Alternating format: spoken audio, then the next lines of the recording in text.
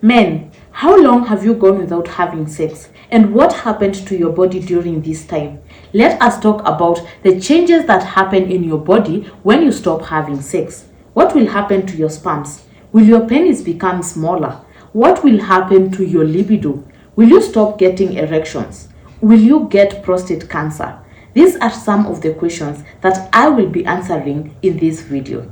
So let's get started. Does your body stop producing sperms? No. For men, sperms are produced continuously in the testes, whether you are having sex or not. So, where do these sperms go?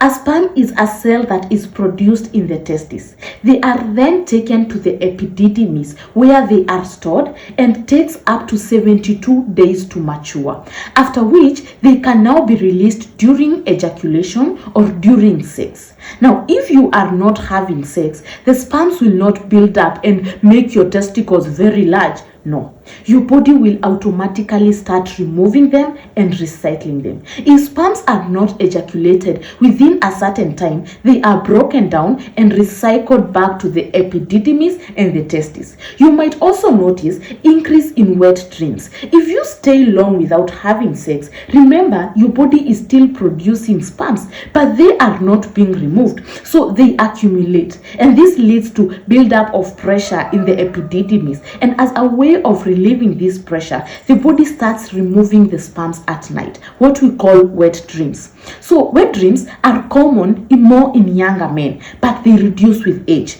But if you stop having sex, you could notice more cases of wet dreams than usual. Does your penis become smaller? No. Basically, nothing happens to your penis, but there is a very rare, and I mean rare, condition called penile atrophy, where there is a decrease in the size of a penis, typically due to lack of use over extended periods of time. If you stay for 10 years, 20 years, 30 years without having sex or using your penis, then you might notice reduction in size. You know, that saying that goes, if you don't use it, you lose it. But it will not get lost. The penis can reduce in size when you gain a lot of weight, particularly around the abdomen. When you gain weight around the stomach, what we call kitambi, there is a fat pad that accumulates above the penis, making it seem shorter than it actually is. Or when there is excess fat storage in the lower abdomen, it can push the penis deeper into the body, making it less visible. But that is a topic for another day.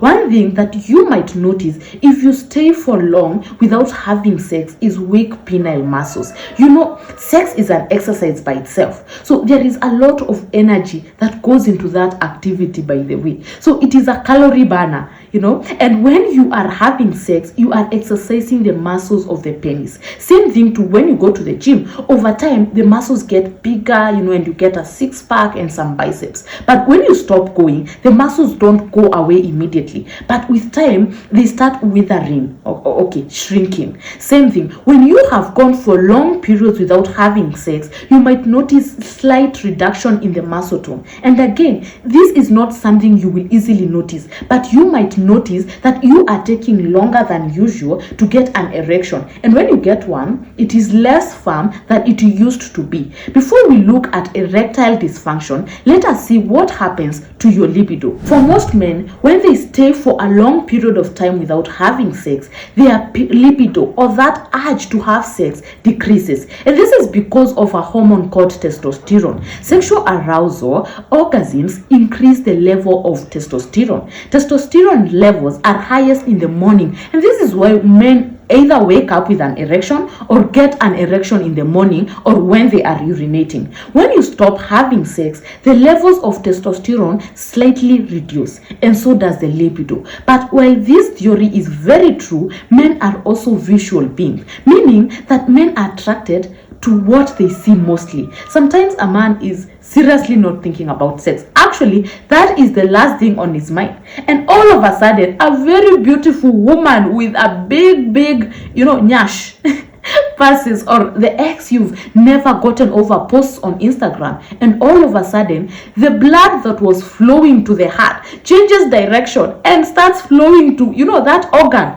And before you know it, things are up. But for women, it's a process. You have to make her feel nice, relaxed, light up the mood, touching here and there. I have actually explained what happens to women in this video. So check it out. There is a study that was done in 2008 that suggested that men who have sex less than once per week were 2 times more likely to develop erectile dysfunction. But the downside of this study is that it was done on men who were above 50 years of age and not younger men. So I remain a little bit skeptical about this because, as men age, also their sexual function decreases. So most of them get erectile dysfunction and they end up having sex less and less, fewer times. So them not having sex is because they are not getting erections and not the other way around. But as long as a man is having erections, whether they are having sex or not, they cannot get an erectile dysfunction. We said men get erections in the morning. They get an erection during sleep because of increased blood flow to the penis. Men could also get an erection when they are urinating, and especially when their bladder is full. So in a day, a man could get like 3 erections with or without even the thought of having sex, and this is a healthy way of maintaining sexual function in men. I am sure you have heard this, that men who stay long without having sex have a greater risk of getting prostate cancer. Studies have been done that have suggested men who stay for long periods of time without ejaculating have a greater risk of getting prostate cancer than men who ejaculate 2 to 4 times per week.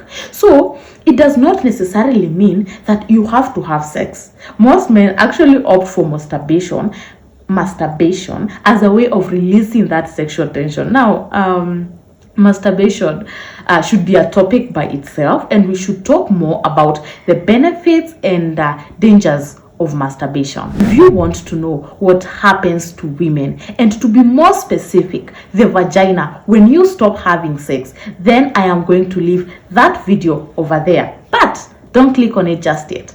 Make sure to subscribe if you want to keep learning more with Dr. Raisha. Okay? See you over there.